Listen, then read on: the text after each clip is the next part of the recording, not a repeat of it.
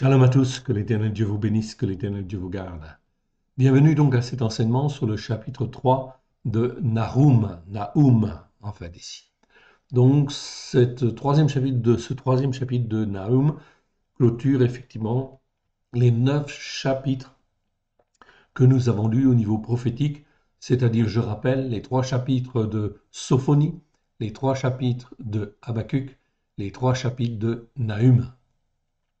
Ces 9 chapitres nous préparent en fait ici au temps qui vient, à la détresse qui va venir, à la détresse angoissante pour certains qui va venir, à la gloire de l'Éternel.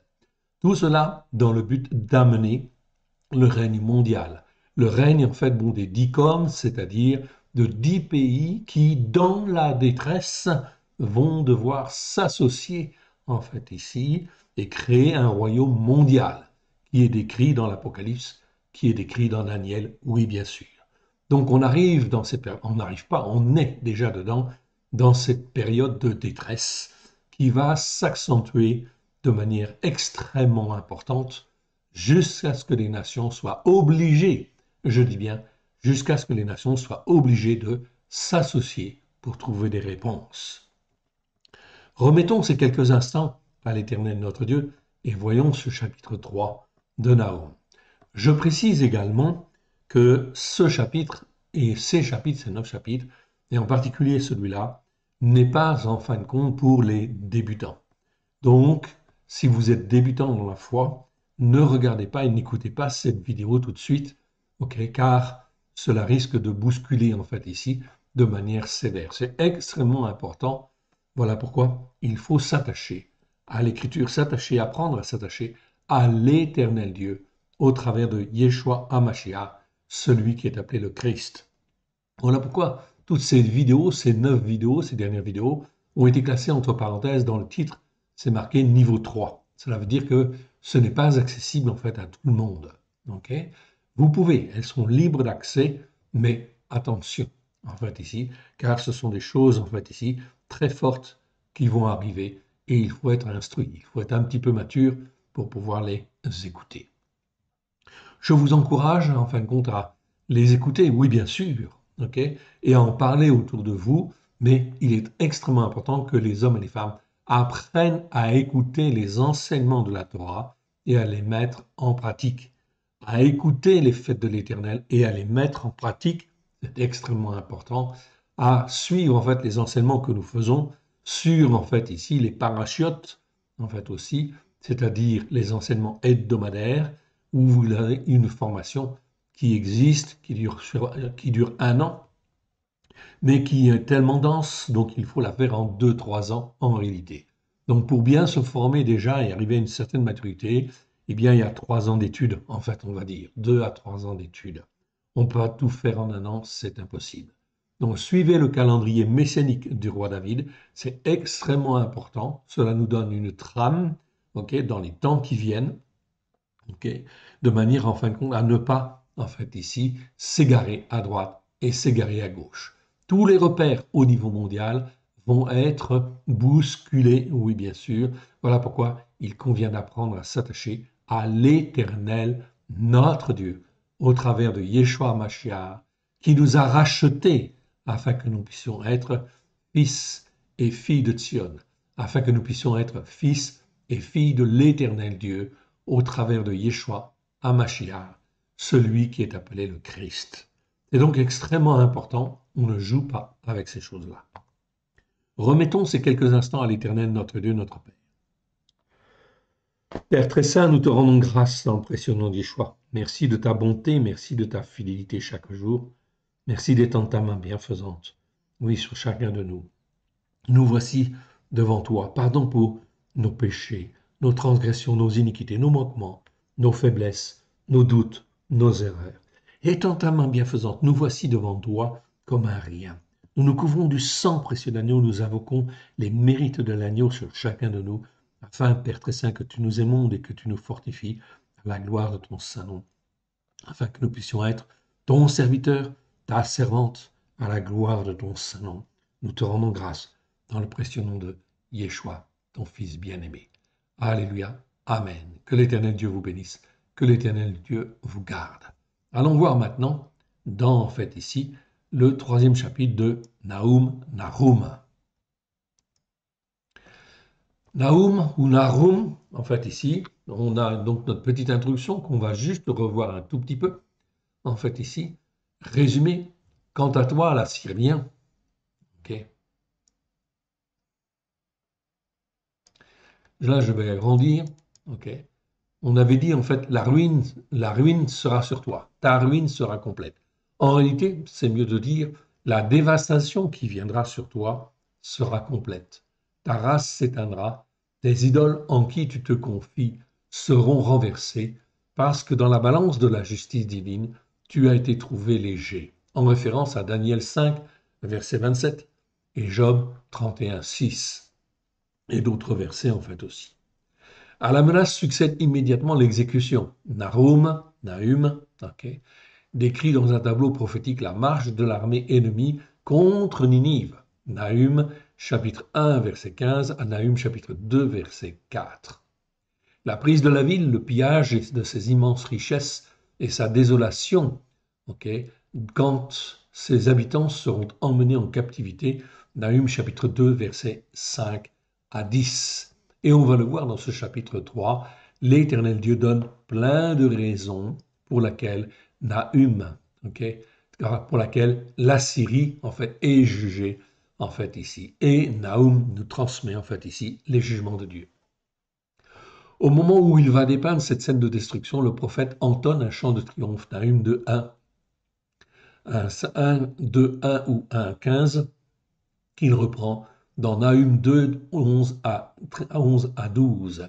Et il termine en rappelant la sentence de l'Éternel qui vient de se réaliser. Nahum 2, 13. Donc là, on va voir en fait ici dans ce chapitre, on va le lire déjà en entier, on va faire un petit peu de commentaires et on va s'arrêter plus particulièrement sur un mot particulier qu'on verra tout à l'heure, sur le fait que Ninive est dévastée ou Ninive est détruite. En fait, on va voir ce mot-là. Malheur à la ville sanguinaire, verset 1, qui n'est que mensonge éhonté, pleine de violence sous toutes ses formes, et qui ne cesse de faire des proies. Ici, cela décrit très bien, effectivement, l'attitude des Assyriens, en fait, à l'époque. Ici n'est que mensonge éhonté, en fait, ici. Okay. Donc, mensonge éhonté, c'est un mot, en fait, ici. En fait, on va le prendre, en fait, ici, je vais vous l'agrandir. Ici, comme ça vous l'aurez sous les yeux, c'est le mot karash. Okay. Karash, c'est un mot qui n'est pas très courant, ça existe 6 fois dans 6 versets. Dans les traductions, c'est traduit simplement par mensonge. En réalité, c'est mensonge éhonté, c'est un mensonge, en fin de compte, comment dire, vicieux, pernicieux, etc. C'est mieux que simple mensonge, okay, qui vise à tromper. Okay. C'est traduit dans un des versets par maigreur, comme étant la conséquence, en fait, des mensonges, des comportements, en fait, ici, éhontés devant l'Éternel. La racine ancienne kaf, ret, shin indique l'action de nier une chose, de la cacher et de mentir. En fait, c'est ça que ce mot en fait veut dire, tout simplement. Ça fait partie du mensonge. Mais il y a un autre mot en hébreu qui parle de mensonge. C'est le mot sheker que vous avez là sous les yeux, en fait ici, que je vous montre en fait ici, c'est le mot sheker. Donc ici, ce mot-là, en fait, compte existe, et c'est le mot le plus courant que l'on trouve dans la Bible, puisqu'on va le trouver, en fin de compte, 113 fois. Okay. J'abrandis, en fait, encore, pour que vous puissiez mieux voir. Okay. Le mot sheker. Sheker, en fait, ici, okay, qui existe 113 fois dans 109 versets, a le sens plus général de mensonge, de faux, de vain, de néant, de ce qui déçoit. Le mot sheker a un sens plus général de ce qui n'est pas à la hauteur de l'attente. Voici les premiers versets du mot sheker. Voilà pourquoi je vous en parle tout simplement afin que vous puissiez faire la différence avec karash. Exode 5, 9. Que l'on charge de travail ces gens, qu'ils s'en occupent, et ils ne prendront plus garde à des paroles de mensonge. Donc aussi on voit le mot sheker. C'est bien traduit par mensonge. Exode 20, 16, tu ne porteras point de faux témoignages contre ton prochain, ou des témoignages de mensonges En fait, ici, le mot est traduit par faux. Exode 23, 7, tu ne prononceras point de sentences iniques, c'est-à-dire qui sont fausses, et c'est pas bien de le traduire par inique, évidemment. Tu ne feras point mourir l'innocent et le juste, car je n'absoudrai point le coupable. Lévitique 6, 3 ou 5, 22, ça dépend des versions, en niant d'avoir trouvé une chose perdue, en faisant un faux serment sur une chose quelconque de nature à constituer un péché. Là, c'est traduit par faux. Lévitique 6.5 ou 5.24 est la chose quelconque sur laquelle il a fait un faux serment. Il la restituera en son entier, y ajoutera un cinquième et la remettra à son propriétaire le jour même où il offrira son sacrifice de culpabilité. Lévitique 19.12, en fait ici, vous ne jurerez point faussement par mon nom, car tu profanerais le nom de ton Dieu, je suis l'Éternel. Ok. Deutéronome 19, 18, les juges feront avec soin des recherches. Le témoin est-il un faux témoin ou un témoin de mensonge? A-t-il fait contre son frère une fausse déposition? C'est toujours le mot mensonge, sheker, qui est là. 1 Samuel 25, 21, David avait dit, c'est bien en vain que j'ai gardé tout ce que cet homme a dans le désert et que rien n'a été enlevé de tout ce qu'il possède. Il m'a rendu le mal pour le bien. Ok. 2 Samuel 18, 13, et si j'eusse attenté perfidement à sa vie, rien n'aurait été caché au roi. Tu aurais été toi-même contre moi. Ensuite, eh bien, dans la suite des versets, c'est essentiellement traduit par mensonge. 1 Roi 22, 22, l'Éternel lui dit, comment je sortirai, répondit-il, je serai un esprit de mensonge dans la bouche de tous ces prophètes. L'Éternel dit, tu le séduiras et tu en viendras à bout. Sors et fais ainsi. L'Éternel, notre Dieu, est le maître de tout, des circonstances. Voilà donc ce qui est très important de bien comprendre, c'est que tout ce qui se passe sur la terre ne se passe pas sans effectivement la permission de l'Éternel Dieu, sans son ordre ou sans sa permission ou sans sa tolérance, en fait, ici quelque part. C'est donc extrêmement important, voilà pourquoi il est fondamental d'apprendre à s'attacher à l'Éternel Dieu au travers de Christ Yeshua. Le sang de l'agneau nous lave, nous purifie, nous sanctifie, afin que nous puissions nous attacher à notre Père céleste au travers de Yeshua Mashiach, avec grâce et vérité. C'est donc extrêmement important afin justement de ne pas être sous l'influence de ces hommes mauvais ou de ces esprits mauvais, ces esprits de mensonge ou ces hommes qui en fait cultivent le mensonge ou qui sont faux quelque part. Le mot en fin de compte que nous voyons en fait ici, c'est en fait on voit ensuite, voici les 6 versets où l'on trouve le mot karash. Karash dans la Louis II, eh bien il est d'abord traduit en fait ici, par maigreur. Tu m'as saisi pour témoigner contre moi, ma maigreur se lève et m'accuse en face. On devrait dire mes mensonges, en fait ici, mes mensonges éhontés se lèvent et m'accusent en face quelque part. C'est la conséquence. Sa maigreur, c'est la conséquence de son comportement inique devant Dieu, injuste, de mensonge. Partout ailleurs, dans les autres versets, le mot en fait ici, karash, est bien traduit par mensonge. En fait ici, on le voit. Ici, vous le voyez. Dans ces 6 versets. Psaume 59, verset 12.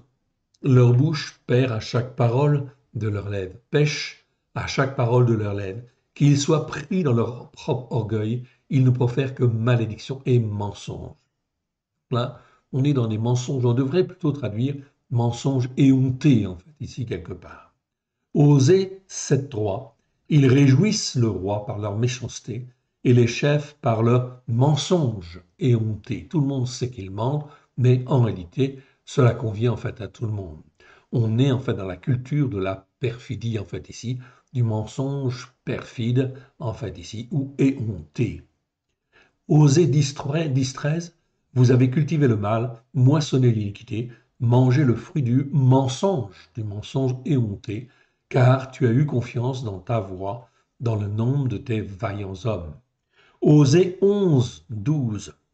Éphraïm m'entoure de mensonges éhontés, et la maison d'Israël de tromperie. Judas est encore sans frein vis-à-vis de Dieu, vis-à-vis du Saint fidèle. Nahum 3.1, c'est ce que nous voyons en fait ici. Malheur à la ville sanguinaire, pleine de mensonges éhontés, pleine de violence, et qui ne cesse de se livrer à la rapine. Donc on revient donc à notre chapitre en fait ici, ok, chapitre 3. On a vu en fait le premier verset, je le relis pour que vous puissiez bien le comprendre.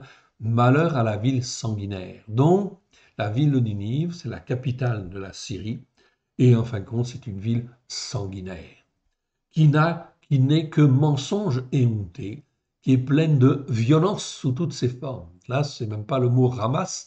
Ramas, ça veut dire en fait violence. Mais ici, c'est le mot pérec.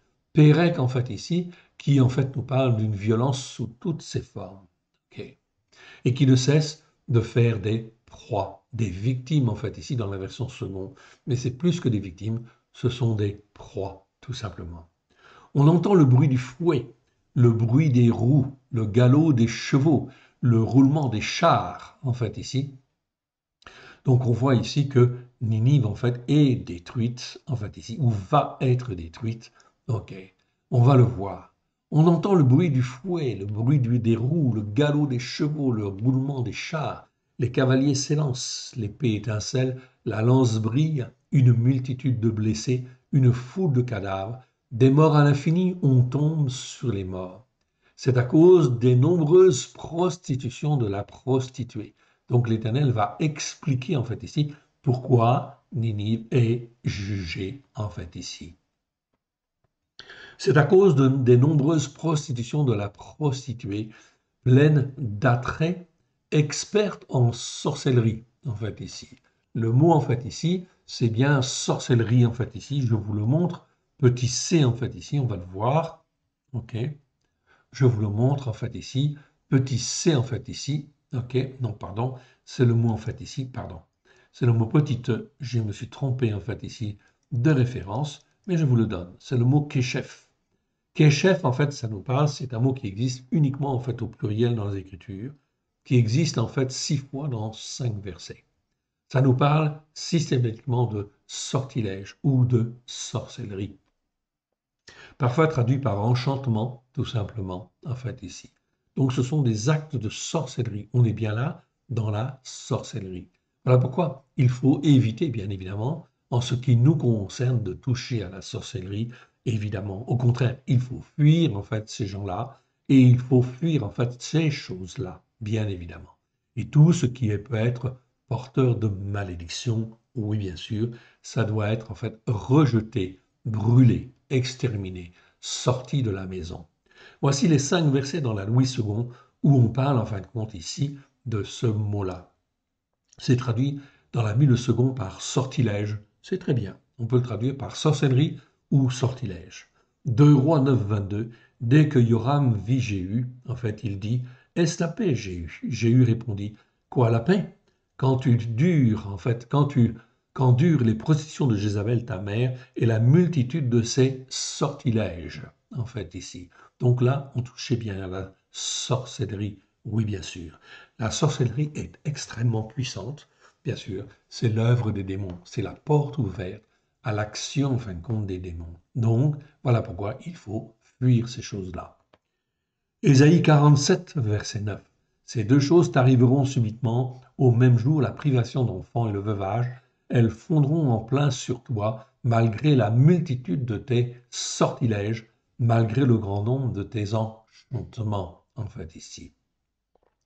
Donc, même si on cherche à se protéger, en fait, par des actions de marabout, des actions de sorcellerie, etc., tout cela est vain devant l'Éternel. Bien évidemment, il faut éviter ce genre de choses. Pourquoi? Parce que cela met des malédictions sur notre vie et que cela va avoir forcément, inévitablement, des conséquences. Donc, il faut briser le pouvoir des marabouts, il faut briser le pouvoir des sorciers, de toute personne qui peut jeter des sorts, évidemment.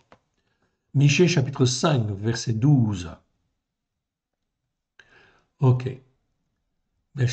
J'exterminerai de ta main les enchantements. Là, c'est traduit par enchantement. Donc, parfois, c'est traduit par sortilège, parfois par enchantement. Ok, on ne sait pas pourquoi. Mais en réalité, ça manque un petit peu de cohérence. C'est dans la version seconde. Michée chapitre 5, verset 12.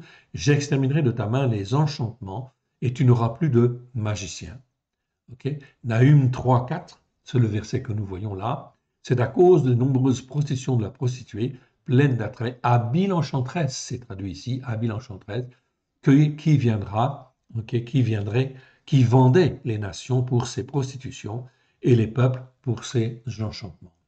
Ésaïe 47, verset 12, je ne l'ai pas lu tout à l'heure, je le lis maintenant.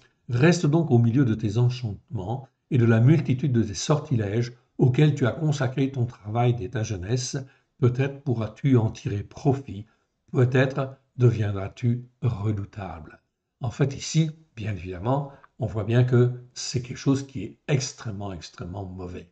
Donc, il ne faut pas que l'Éternel Dieu nous laisse dans cette situation-là. Si nous avons touché à ces choses-là, il faut demander pardon, il faut se repentir et il faut couper toutes les malédictions, tous les liens spirituels occultes qui peuvent exister et qui peuvent agir sur nos vies, oui bien sûr. Au travers du sang de l'agneau, c'est possible. Yeshua a tout accompli à la croix afin de nous libérer. C'est donc extrêmement important de bien comprendre cela. Verset 4, c'est à cause des nombreuses prostitutions de la prostituée, pleine d'attrait, experte en sorcellerie, qui perdait les nations par ses prostitutions et les peuples par ses actes de sorcellerie. Voici, j'en veux à toi, déclaration de l'Éternel. Okay.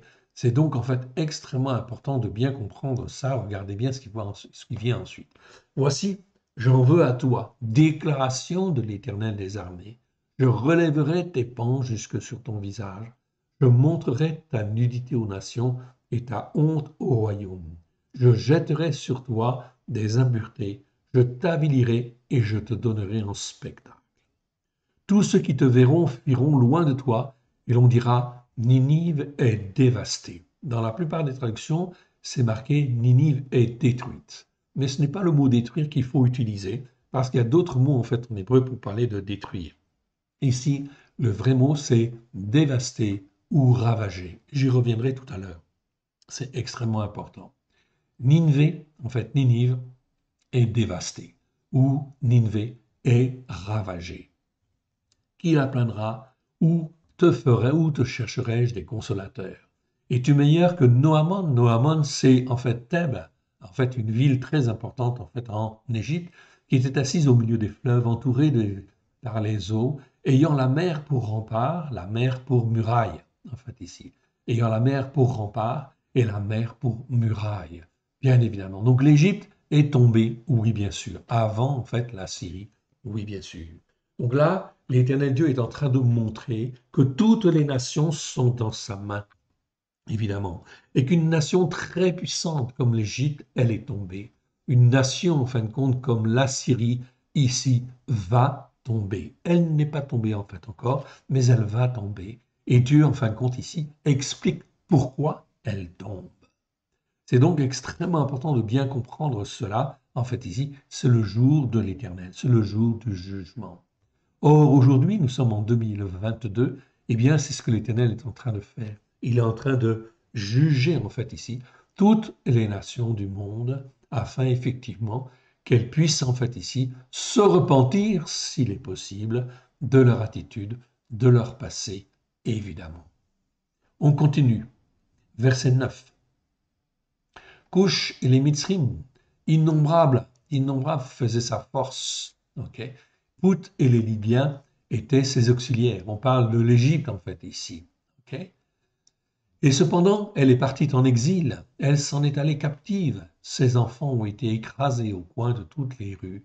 On a jeté le sort sur ses nobles et tous ses grands ont été chargés de chaînes. Toi aussi, tu seras enivré. Tu te cacheras. Toi aussi, tu chercheras un refuge contre l'ennemi. Toutes les forteresses sont comme des figuiers chargés des premiers fruits.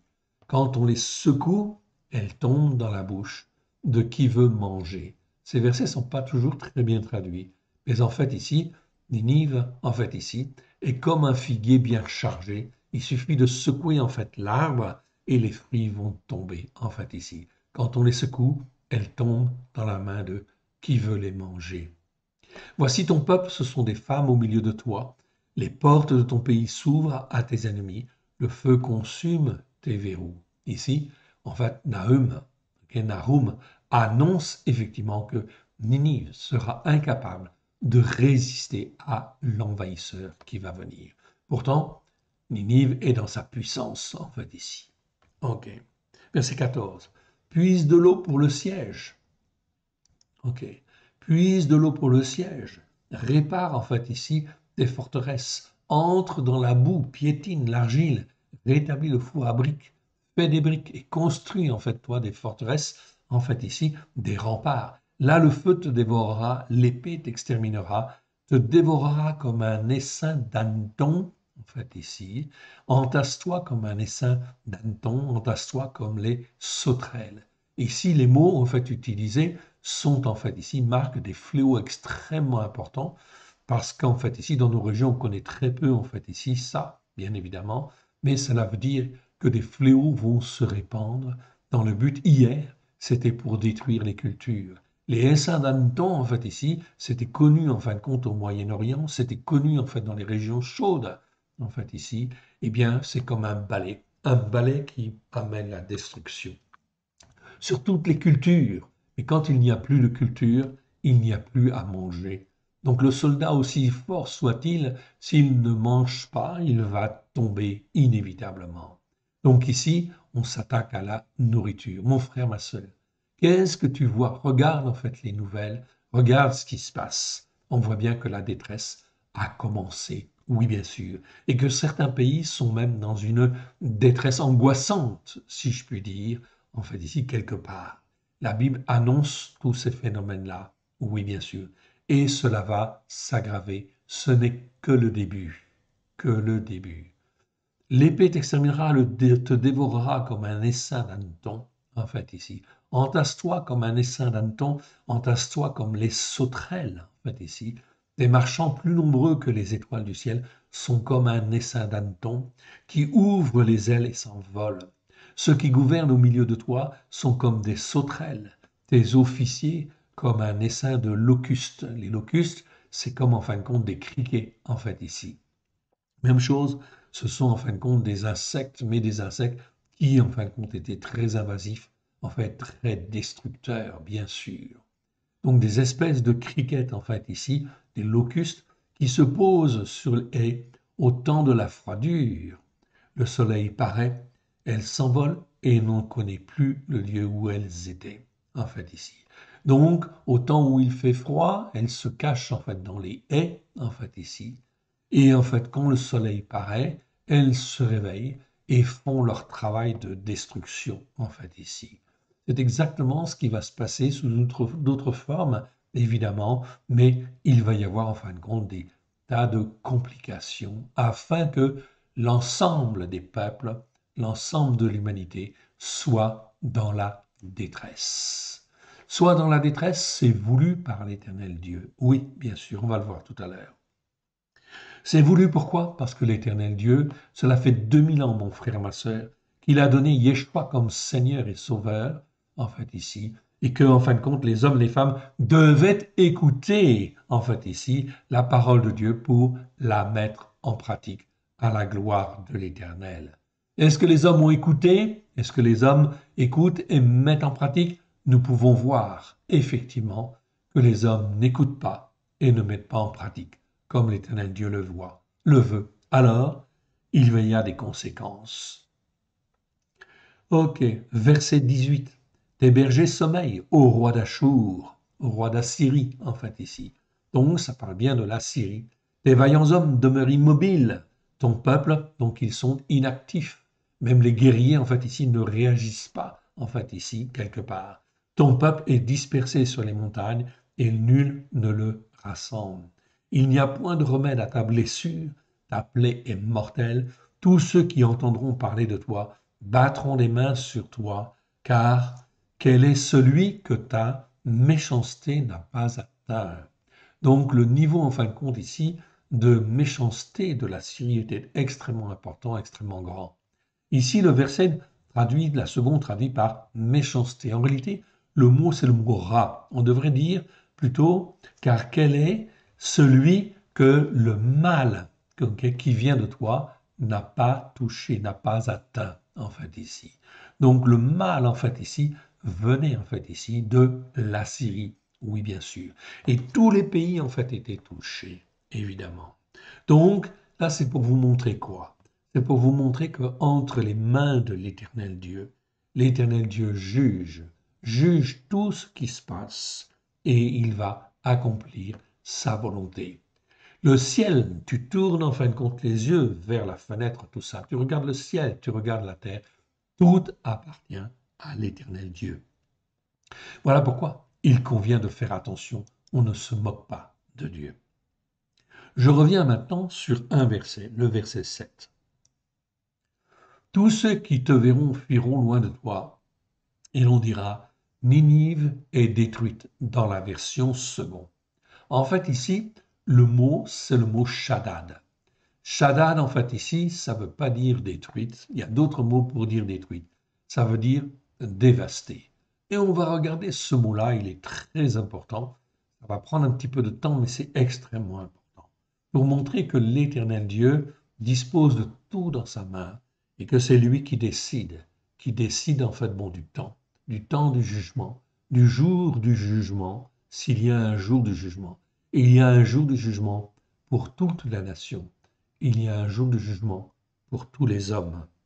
Voyons effectivement donc ce mot Shaddad. Ok, on va le voir. Voilà, je vous le montre. Pardon. Ok, voilà. Il est là, je vais l'agrandir. Ok. Pour que vous puissiez mieux voir. On ne va pas voir tous les versets parce que c'est vraiment trop important. Mais ils sont affichés à l'écran et vous pourrez en fait faire une copie d'écran si vous le voulez. En fait ici. Ok, je l'agrandis. Je pense que vous voyez suffisamment en fait ici. C'est bon. Ok. Le mot Shaddad.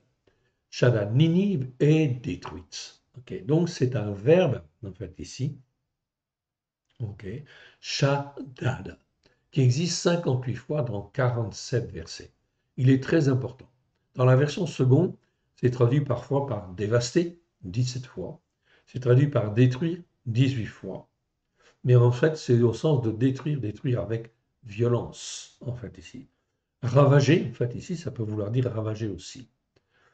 Ok, à une autre forme verbale qui s'appelle le nifal, c'est un passif. Ça veut dire être entièrement dévasté ou ravagé. Au piel, c'est une forme intensive, ça veut dire faire l'assaut, dévaster intensément. Au poil, c'est un passif, mais un passif de la version intensive, c'est-à-dire du piel. Ça veut dire être dévasté, être ravagé. Au poël, c'est une autre forme verbale, dévaster violemment. Au ophal, être dévasté. Bon.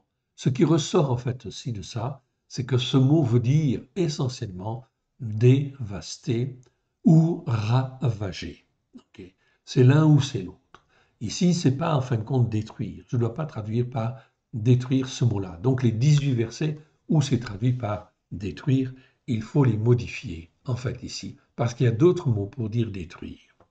Alors je viens à la signification même de ce mot, en fait ici, Shaddad.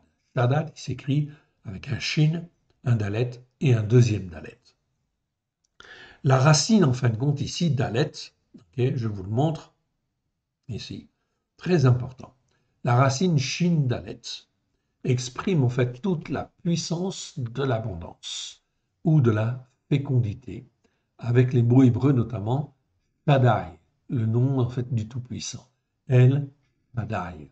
Ça commence par un shin, ça finit en fait par un dalet et un yod en fait ici. Mais les deux premières lettres, c'est en fait un shin et un dalet. Ça montre en fait toute la puissance de l'abondance, toute la puissance de la vie en fait ici.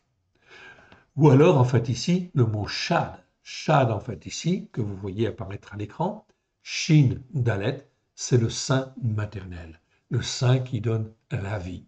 par lequel en fait passent tous les hommes en fait ici sur la terre. Oui, bien sûr, c'est le Saint qui donne la vie.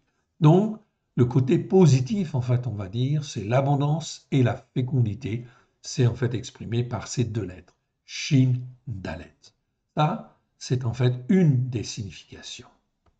À l'inverse, si Shin, Dalet peut exprimer en fait ici l'abondance et la fécondité, à l'inverse, cela exprime aussi la puissance de la dévastation et de ravage au travers de la racine Shad. Shin, en fait, Dalet. Toujours Shin, Dalet. Donc, en fait, ici, il y a deux sens possibles, en fait, ici, à cette racine Shin, Dalet. Soit un sens très, très positif, soit un sens de destruction, en fait, ici, pas de destruction, de dévastation et de ravage. Dévastation et ravage, en fait, essentiellement.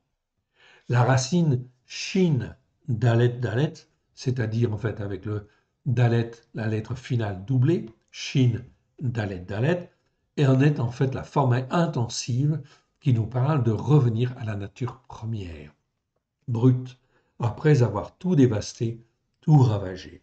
Donc, si ça ne marche pas comme Dieu en fait le veut, pour aller vers l'abondance, vers en fait ici la fécondité, vers en fait la vie, tout simplement, eh bien effectivement, si au bout d'un certain temps, ça ne va pas dans ce sens-là, mais que les hommes en fait ici n'écoutent pas et ne mettent pas en pratique, eh bien cela ira en fin de compte dans le sens inverse, c'est-à-dire de la dévastation et du ravage pour revenir à quelque chose d'initial, à la matière brute, et recommencer en fait ici les choses un peu plus tard.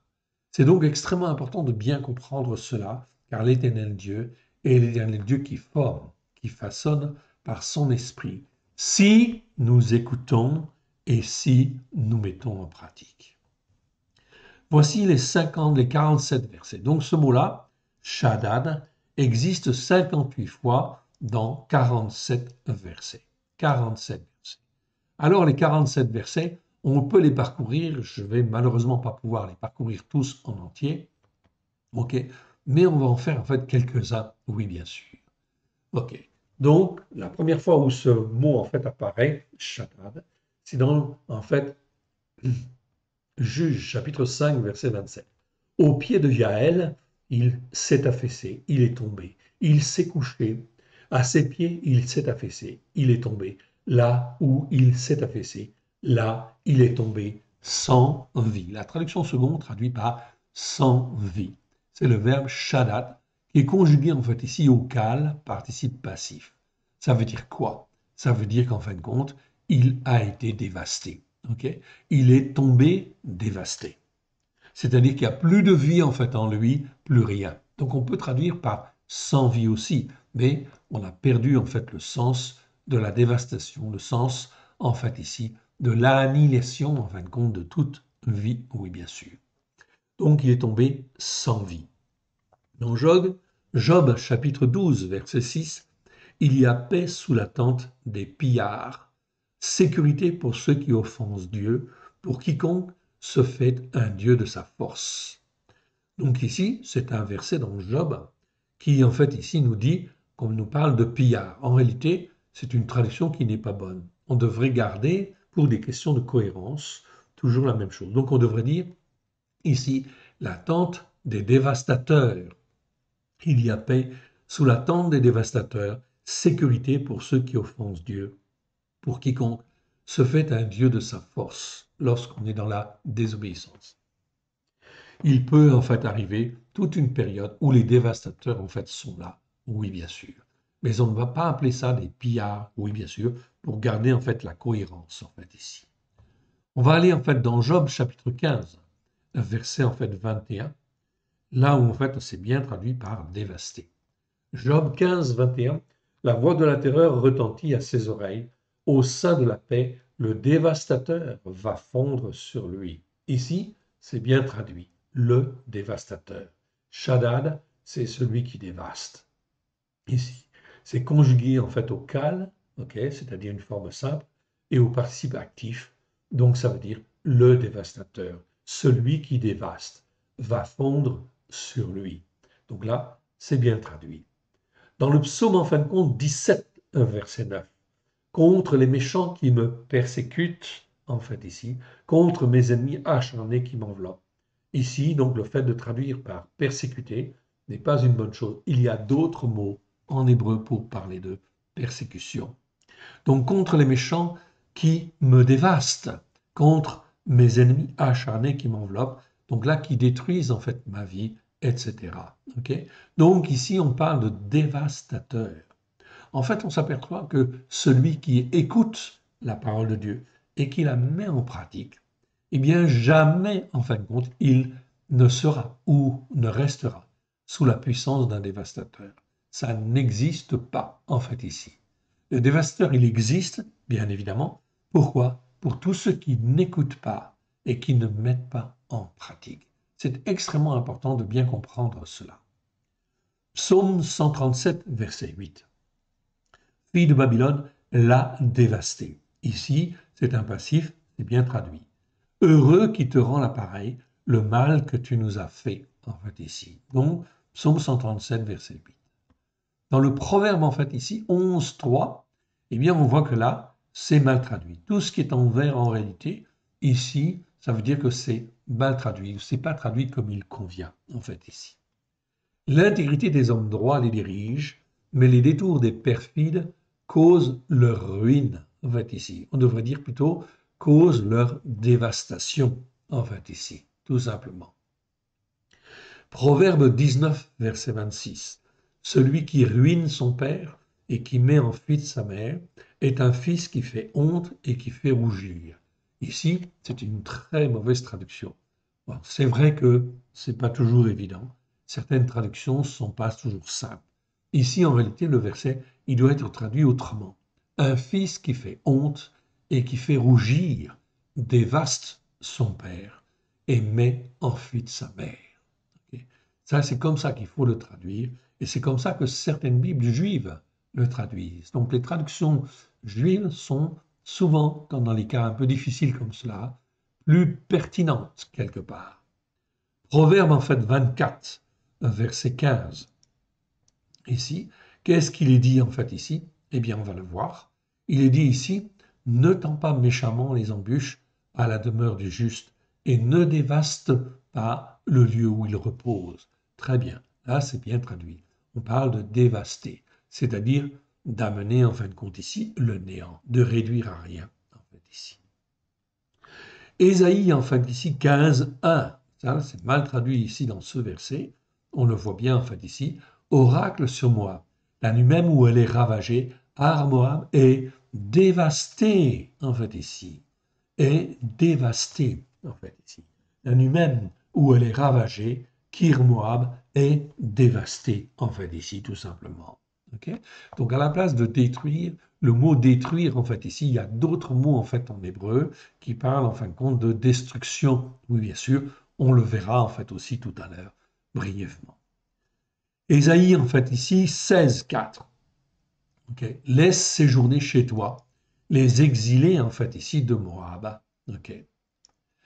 Okay. Sois pour eux un refuge contre le dévastateur, car l'oppression cessera, la dévastation finira, celui qui foule le pays disparaîtra.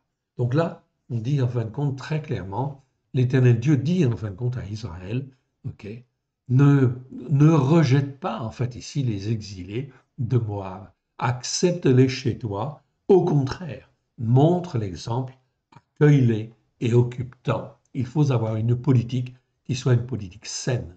Je rappelle en fait ici que ça ne veut pas dire qu'il faut accepter tous les étrangers, non, bien évidemment, ok, tous ceux qui en fait viennent de l'extérieur. Non, ici il s'agit de Moab. Moab en fait compte est comme un frère pour, et normalement, comme un frère pour Israël. C'est un descendant en fin de compte de Lot, n'oublions pas, alors qu'Israël descend d'Abraham, bien évidemment. Donc ils sont de la même famille quelque part, en fait, ici. Ok. Donc voilà pourquoi il faut effectivement avoir une politique d'immigration qui soit saine devant l'Éternel. Mais il faut accepter l'immigration. Ésaïe, en fait, 21.2, une vision terrible m'a été révélée. L'oppresseur opprime, le dévastateur en fait ici. Ok. Dévaste, oui bien sûr. Monte et l'âme assiège midi, et je fais cesser tous les soupirs. Donc c'est extrêmement important de bien comprendre ça. On parle de dévastateur en fait ici, selon la volonté de l'Éternel. Et Ésaïe en fait 23, 1, ici, on a en fait ici un oracle sur Tyr. Lamentez-vous, navire de Tarsis, car elle est dévastée, non pas détruite, mais elle est dévastée en fait ici. C'est en fait une conjugaison. Le pouel, en fait ici, c'est un participe du piel, ok, et c'est parfait. Ça veut dire que la chose est accomplie au moment où on parle. Plus de maisons, plus d'entrées, c'est du pays de Kittim que la nouvelle leur en est venue. Et Ésaïe, en fait, 23,14. 23,14 ici, eh bien, on le voit, lamentez-vous, navire de Tarsis, car votre forteresse est dévastée, en fait, ici, et non pas détruite. Okay. Ici, on va donc, en fait, aller dans d'autres passages, en fait, ici, où on voit que c'est traduit bien par ravagé. On peut traduire, en fait, le mot shaddad par dévasté ou ravagé. Okay. Donc ici, là, c'est correctement traduit, bien que ce serait mieux de dire dévasté quand même, pour garder une cohérence. Malheur à toi qui ravage ou qui dévaste, okay, qui n'a pas été en fait ici ravagé ou dévasté, okay, qui pille et qu'on n'a pas encore pillé.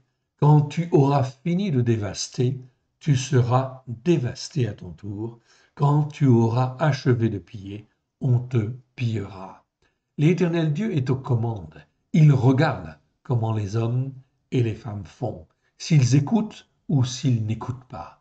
Ce que l'Éternel Dieu recherche en réalité, en fait, on le voit au travers de tout cela, c'est l'Éternel Dieu recherche l'obéissance et la soumission. Est-ce que je veux me soumettre en fait à Dieu? Est-ce que je veux obéir en fait à Dieu? Ou est-ce que je veux faire ce que j'ai envie de faire et faire en fin de compte ce qui me plaît en fait ici sur la terre? Ou ce que, en fin de compte, ici, ce par quoi je me laisse entraîner, en fait, aussi, quelque part. C'est pas bon. Il faut me laisser entraîner seulement par, en fait, l'Éternel Dieu et son esprit. Oui, bien sûr. Jérémie, ça, c'est un apprentissage, tout simplement. Jérémie 4,13. OK. Jérémie 4,13, en fait, ici. OK. Qu'est-ce que ça nous dit? Là, c'est pas bien traduit. Voici le destructeur s'avance comme les nuées. Non. Voici le dévastateur s'avance comme les nuées. Ses chars sont comme un tourbillon, ses chevaux sont plus légers que les aigles. Malheur à nous, car nous sommes dévastés, en fait, ici. Ok, ici, car nous sommes dévastés. C'est mieux que détruire. Ok. Ici, dans Jérémie 4, verset, en fait, ici, 20. On annonce ruine. Ok, ruine sur ruine. Le mot, en fait, ruine ou ruiner, c'est en fait ici la racine sheber. Vous le voyez en fait ici. Sheber, ça veut dire ruine. On est d'accord. Car tout le pays est ravagé en fait ici. Mes tentes sont ravagées tout à coup, mes pavillons en un instant. Ici, on devrait dire aussi dévasté. Ce serait mieux. Bien que ravagé n'est pas une faute. Ravagé est acceptable. Okay, car le mot shaddad veut dire dévasté ou ravagé. Ok. Jérémie 4,30. Là, c'est bien traduit, en fait, ici. Donc, bien traduit. Et toi, dévasté, que vas-tu faire? Tu te revêtiras de cramoisi, tu te pareras d'ornements d'or, tu mettras du fard à tes yeux, mais c'est en vain que tu t'embelliras. Tes amants te méprisent, ils en veulent à ta vie, en fait. Parce que tu t'es mal comporté, même si tu te revêts de cramoisi, c'est-à-dire, en fin de compte, du sang de l'agneau, si tu t'es mal comporté devant l'Éternel Dieu, ce n'est pas sûr que tu puisses être rattrapé, bien évidemment. Ok, on ne se moque pas de Dieu.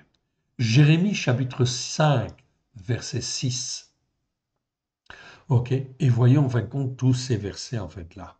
Ok, Jérémie 5, 6. C'est pourquoi le lion de la forêt les tue, le loup du désert les dévaste en fait ici. Ok, dévasté ou ravagé.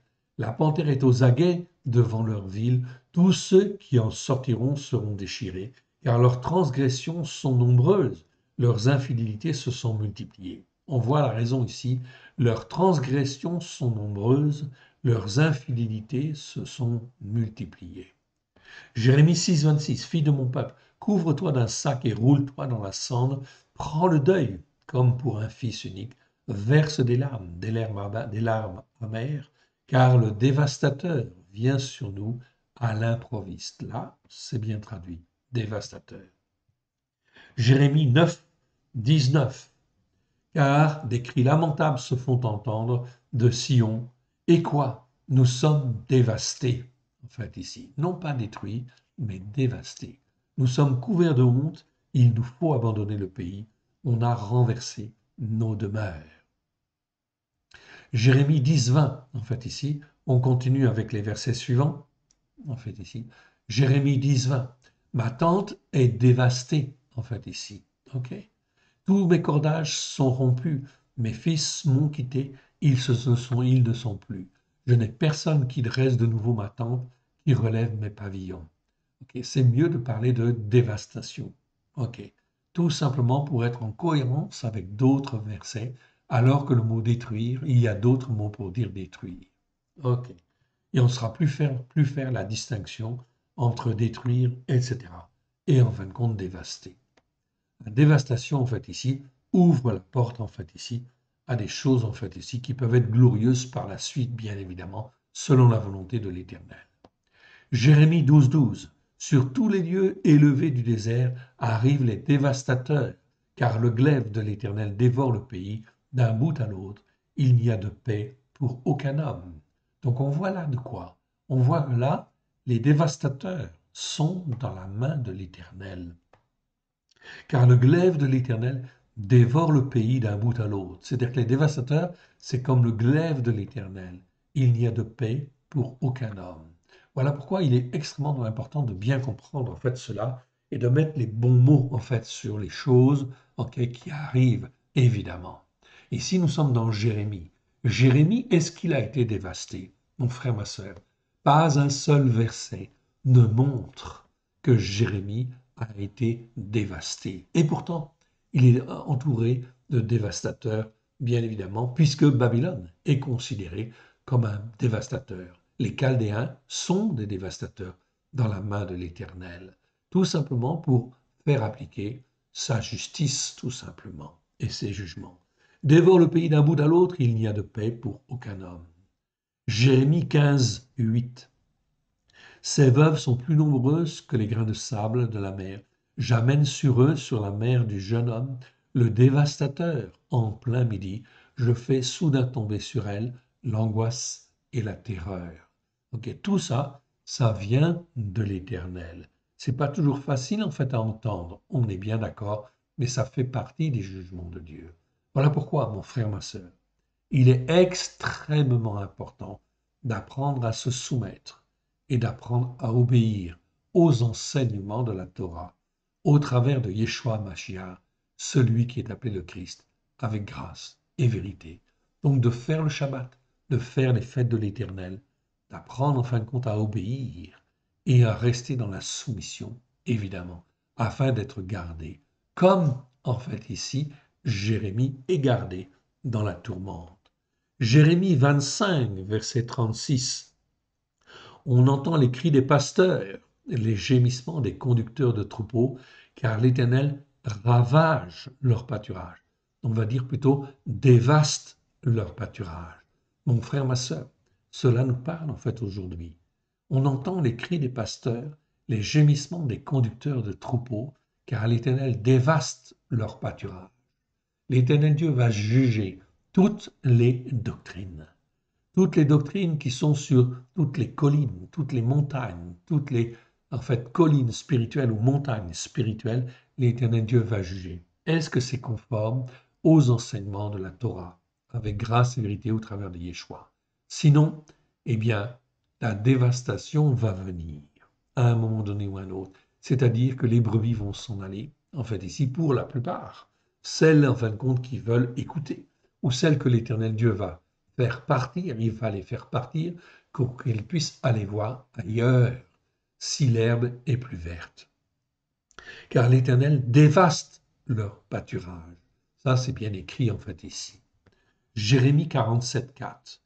Parce que le jour arrive où seront dévastés tous les Philistins, exterminés tous ceux qui servaient encore d'auxiliaires à Tyr et à Sidon, car l'Éternel va dévaster les Philistins, les restes des îles de Caphtor. Donc ici, c'est mieux de dire dévaster que détruire, oui bien sûr. Jérémie 48, verset 1. Sur Moab, ainsi parle l'Éternel des armées, le Dieu d'Israël. Malheur à Nebo, car elle est ravagée, ou plutôt elle est dévastée. Mais ravagée, c'est bon, c'est acceptable en fait aussi. Ok? Donc, elle est dévastée en fait ici. Kiriataïm est confuse, elle est prise. Misgat est confuse, elle est brisée. Jérémie 48, verset 8. Là, c'est bien traduit. Le dévastateur entrera dans chaque ville et aucune ville n'échappera. La vallée périra et la plaine sera détruite. Mon frère, ma sœur, ici, je te donne un exemple, en fait, ici. Détruite, c'est bon, ici. C'est le mot shamad. Shamad, en fait, ici, existe, en fait, ici, 90 fois dans 86 versets. Et là, ça veut bien dire détruire. Oui, bien évidemment. Voilà pourquoi il ne faut pas confondre, en fait, ici, les mots et, en fait, ici, les mieux les traduire, en fait, en français, afin d'être dans une meilleure cohérence. Comme l'Éternel l'a dit. Jérémie 48, verset 15. Moab est dévasté, bien évidemment. Ravagé, c'est acceptable. Ses villes montent en fumée, l'élite de sa jeunesse est égorgée, dit le roi dont l'Éternel des armées est le nom. Pourquoi? Parce qu'ils ont été dans la désobéissance et l'insoumission. Jérémie 48, 18. Descends du séjour de la gloire, assieds-toi sur la terre desséchée, habitante de Dibon, car le dévastateur de Moab monte contre lui, il détruit tes forteresses. Donc là, on est bien en fin de compte dans la dévastation. Jérémie en fait 48, 20, en fait ici, on continue, ok, et on continue, et on regarde. Jérémie 48, 20, Moab est confus car il est brisé. Poussez des gémissements et des cris, publiez sur l'Arnon que Moab est ravagé et dévasté, c'est mieux. Jérémie 48, 32, vigne de Simna, je pleure sur toi plus que sur Gézer. Tes rameaux allaient au-delà de la mer. Ils s'étendaient jusqu'à la mer de Gézer. Le dévastateur, là on traduit bien, s'est jeté sur ta récolte et sur tes vendanges. Jérémie 49, 3, pousse des gémissements, Hesbon, Haï est ravagé. Ici, c'est toujours le mot dévasté. Voilà pourquoi il faut choisir soit le mot ravagé, soit le mot dévasté.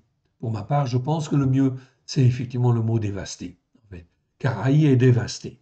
Poussez des cris, filles de Rabat, revêtez-vous de sacs, lamentez-vous et courez çà et là, le long des murailles, car Malcolm s'en va en captivité, avec ses prêtres et avec ses chefs.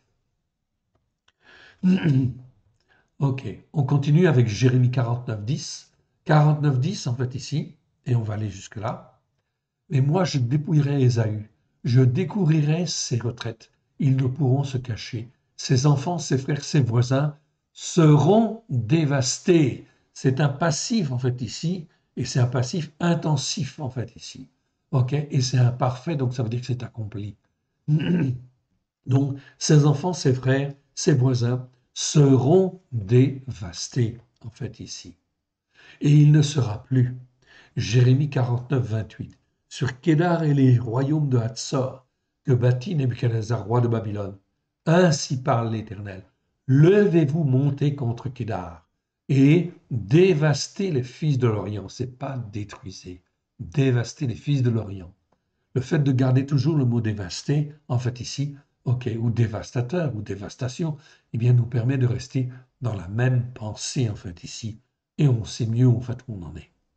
Et Jérémie 48, Jérémie 51, 48, sur Babylone, ok, retireront sur Babylone, retentiront les cris de joie des cieux et de la terre, et de tout ce qu'ils renferment, car du septentrion, les dévastateurs fondront sur elle, dit l'Éternel. Et c'est l'Éternel qui va amener ces ennemis-là. Oui, bien sûr, dans le but le but, en fait, d'accomplir ces jugements. Donc, c'est extrêmement important de bien comprendre que les dévastateurs, lorsqu'ils existent quelque part et qu'ils dévastent en fait un pays, ça veut dire qu'il y a des raisons en fait derrière, des raisons cachées en fait aussi quelque part, et des jugements qui doivent être accomplis à la gloire en fin de compte de l'Éternel Dieu, bien évidemment.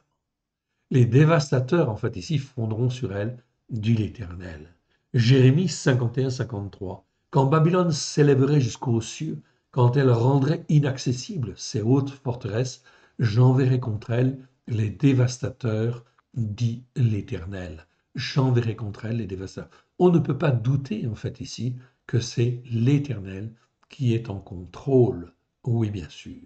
Donc, tout ce que l'on voit, en fait, aujourd'hui, au travers de l'actualité, c'est aussi, en fait, ici, par la volonté de Dieu, afin que la détresse puisse se répandre partout, partout dans le monde, sur tous les pays du monde entier, afin que la détresse angoissante même soit sur certains pays, en fait, en réalité, car il n'y aura plus à manger, ou il n'y aura plus ceci, ou il n'y aura plus cela, etc. Tout cela dans le but d'amener le royaume mondial. Des 10 cornes, en fait, ici, dont parle Daniel et dont parle, en fin de compte, ici, l'Apocalypse. Oui, bien sûr. Avant la venue du Mashiach, avant que l'Église ou l'ensemble, en fait, des croyants qui appartiennent à l'Éternel ne soient enlevés. C'est donc extrêmement important. Ne vous laissez pas tromper à droite et à gauche par des faux prophètes, en fait, ici. Il faut que les dévastateurs viennent, bien évidemment. Mais si tu écoutes et si tu mets en pratique la parole de Dieu, en fait ici, tu ne subiras pas ces dévastateurs, en fait ici, car ils ne sont pas pour toi. Jérémie 51-55, car l'Éternel ravage, l'Éternel dévaste plutôt, c'est mieux, dévaste Babylone, il en fait cesser les cris retentissants. Les flots des dévastateurs mugissent comme de grandes eaux dont le bruit tumultueux se fait entendre. Ok, je n'ai pas revu en fin de compte ici le mot dévastateur, là je viens de m'en apercevoir. C'est pas grave, c'est ce qui sera fait en fait ici. On approfondira en fait cette question. On continue en fait ici. Ok, très important. Jérémie 51-56. Oui, le dévastateur fond sur elle, sur Babylone. Les guerriers de Babylone sont pris, leurs arcs sont brisés, car l'Éternel est un Dieu qui rend à chacun selon ses œuvres, qui paye à chacun son salaire. Mon frère, ma sœur, c'est vraiment en fait très clair en fait ici. Ok, Nebuchadnezzar, Babylone a été élevé afin de renverser la Syrie. Oui, bien sûr. Afin de dominer sur tous les peuples. Oui, bien sûr. Et de ravager en fait aussi Juda. Oui, bien sûr. D'amener les jugements sur Juda qui n'écoutait pas et ne mettait pas en pratique. Qui persévérait à ne pas écouter et à ne pas mettre en pratique. Alors, en fait, ils ont été emmenés en captivité ou en fin de compte dispersés. Mais il y a un jugement sur Babylone.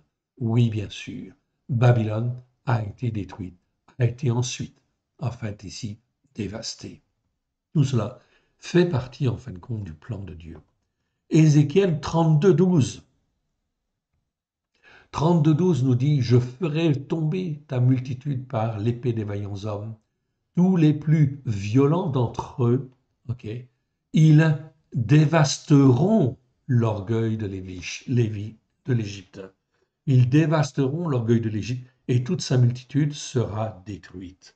Donc ici, c'est bien en fait dévasté. En fait, l'Éternel renversera leurs autels, ok, dévastera leur statut, en fait ici. Ok, c'est ici un imparfait, en fait ici, on n'a pas corrigé. Ok, Osée en fin de compte 10-14. Ok, et on va terminer avec tous ces versets-là. Ok. Osée 10-14. Il s'élèvera un tumulte parmi ton peuple, et toutes tes forteresses seront dévastées, comme fut détruite Shalman Beth Arbel au jour de la guerre, où la mère fut écrasée avec les enfants. Dans, en fin de compte ici, la dévastation, quand il s'agit de dévastation, il s'agit bien, en fin de compte, d'une j'allais dire destruction, mais ce n'est pas une destruction, c'est une destruction complète, en fait, ici, où en fait l'ennemi, en fait, est là, et effectivement écrase, en fait, ici, même la mère, même l'enfant, en fait, ici. C'est donc quelque chose de terrible, en fait, ici, qu'il faut absolument, en fin de compte, éviter, ou enfin dire, apprendre aux gens à éviter, oui, bien sûr. On continue en fin de compte ici avec Joël. Joël indice, les champs sont dévastés, la terre est attristée, car les blés sont détruits, sont dévastés en fait encore. Ok. Le mou est tari, l'huile est desséchée. Donc ici, on voit bien qu'en fait ici, c'est bien le mot dévasté, c'est le verbe dévasté, 07703. Ici, 07703, c'est toujours en fin de compte ici le mot dévasté. Ici, c'est traduit par ravager, ici, c'est traduit par détruit. Non, on parle de dévastation. Les champs sont dévastés, la terre est attristée, car les blés sont dévastés en fait ici. Ok. Le mou est tari, l'huile est desséchée. Donc ça veut dire qu'en fin de compte, ça va être la famine. La famine, en fin de compte, partout, en fait, ici, à cause des ravages de l'Éternel ou des dévastations que l'Éternel permet afin que les hommes et les femmes puissent se poser, en fait, les bonnes questions. On arrive dans une période extrêmement, extrêmement difficile. Oui, bien sûr, ok. Tout cela, l'Éternel Dieu le permet afin qu'on se tourne vers lui, afin que les hommes et les femmes puissent se tourner vers lui s'il est possible. Abdias, chapitre 1, verset 5. Si les voleurs, si des voleurs, des pillards, non, ici, ce n'est pas des pillards, c'est des dévastateurs. Si des voleurs et des pillards viennent de nuit chez toi, comme te voilà dévasté, mais enlèvent-ils plus qu'ils ne peuvent, si les vengeurs viennent chez toi, ne laissent-ils rien à grappiller. En réalité, on est en train de te dire ici que si les voleurs, si les dévastateurs viennent, c'est parce que c'en est fait de toi. C'en est fait, le jour du jugement est arrivé et que tu n'as pas voulu écouter malgré les avertissements, malgré en fin de compte ici la parole de Dieu qui a été répandue à droite et à gauche, tu n'as pas écouté et tu n'as pas mis en pratique. Alors te voilà dévasté. C'en est fait. On devrait traduire en fait plutôt par c'en est fait de toi. Mais enlèvent-ils plus qu'ils ne peuvent? Non, ils ne peuvent prendre que ce qu'il y a. Si les vendangeurs viennent chez toi, ne laissent-ils rien à grappiller? Ils ne laissent que des petites choses en fait à grappiller. Le verset est très très mal traduit. Michée chapitre 2 verset 4. En ce jour-là, on fera de vous un sujet de sarcasme, on poussera des cris lamentables, on dira nous sommes entièrement dévastés. En fait, ici, oui, il donne à d'autres la part de mon peuple. Et quoi? Il me l'enlève. Il distribue nos champs à nos ennemis, à l'ennemi tout simplement. En fait, ici. On termine en fait ici avec Naoum. Ok, oui, voilà. On termine avec Naoum, en fait ici Zacharie et Zacharie. Tous ceux qui te verront fuiront loin de toi, et l'on dira Ninive est dévastée, en fait ici. Qui la plaindra? Où te chercherai-je des consolateurs? Okay. Où te chercherai-je des consolateurs? Pourquoi? Parce que personne ne veut intercéder contre Ninive, tellement elle a été méchante, tellement en fin de compte elle a été que destruction à droite et à gauche, en fait ici, tellement elle a dévasté en fait elle-même, et bien en fin de compte ici, tout le monde considère que c'est juste quelque part, et c'est forcément juste car l'Éternel Dieu le permet. Zacharie, chapitre 11, verset 2. Gémis cyprès, car le cyprès est tombé. Ceux qui s'élevaient seront dévastés, en fait, ici. Gémissez, chêne de Bassan, car la forêt inaccessible est renversée. Donc ici, c'est pas détruit, c'est dévasté, évidemment.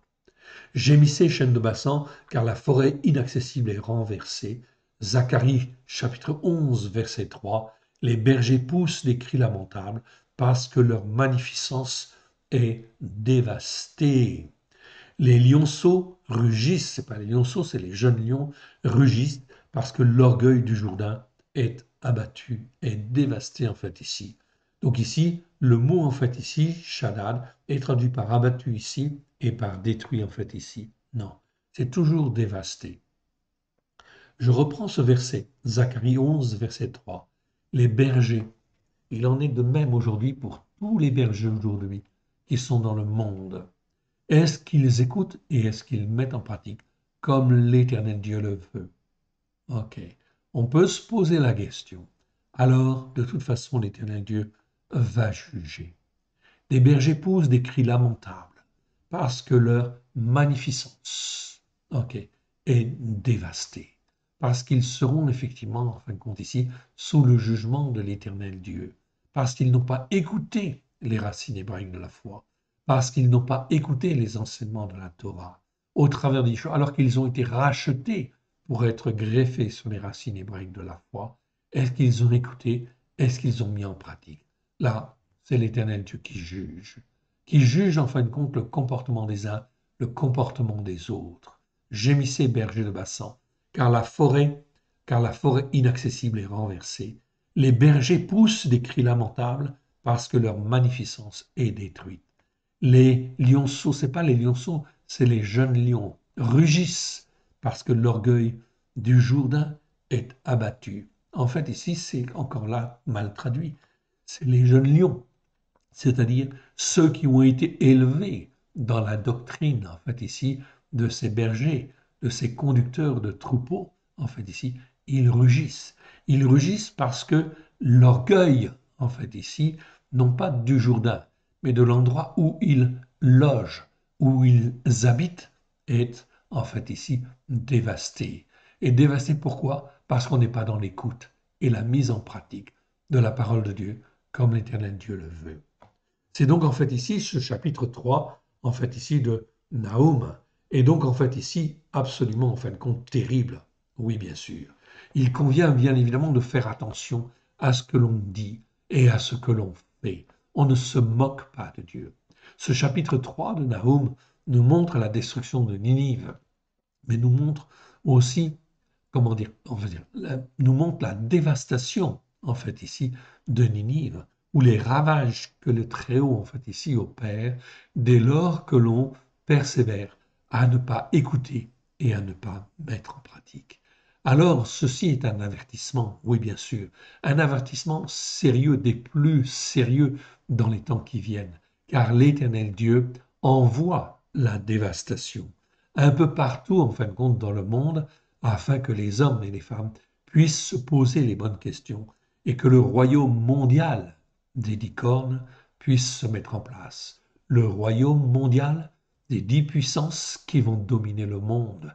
Et pour que 10 puissances qui ne s'entendent pas forcément puissent s'allier, il faut que la dévastation soit très grande.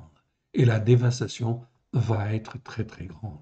Voilà pourquoi il convient d'écouter et de mettre en pratique, de faire chaque semaine le Shabbat, les fêtes de l'Éternel, de faire chaque semaine, d'apprendre à écouter et à mettre en pratique les enseignements de la Torah à la gloire de l'Éternel, de montrer que l'on n'est pas rebelle et que l'on veut se rendre obéissant et se rendre soumis. Terminons par une petite prière si vous le voulez bien. Père très saint, nous te rendons grâce dans le précieux nom d'Yeshua.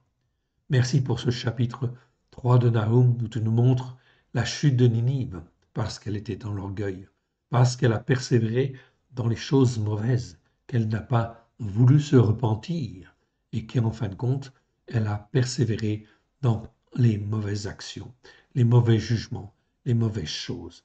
Père très saint, étant ta main bienfaisante, nous nous couvrons du sang précieux de l'agneau, nous invoquons les mérites de l'agneau sur chacun de nous et nous venons vers toi afin que tu nous émondes et que tu nous fortifies, que tu fasses de nous tes serviteurs, tes servantes, ton serviteur, ta servante, à la gloire de ton saint nom. Aide-nous, mon Dieu, mon Père, à te faire plaisir, car sans toi, nous ne pouvons rien faire. Que l'Éternel Dieu vous bénisse, que l'Éternel Dieu vous garde. Shabbat shalom à tous. Alléluia. Amen.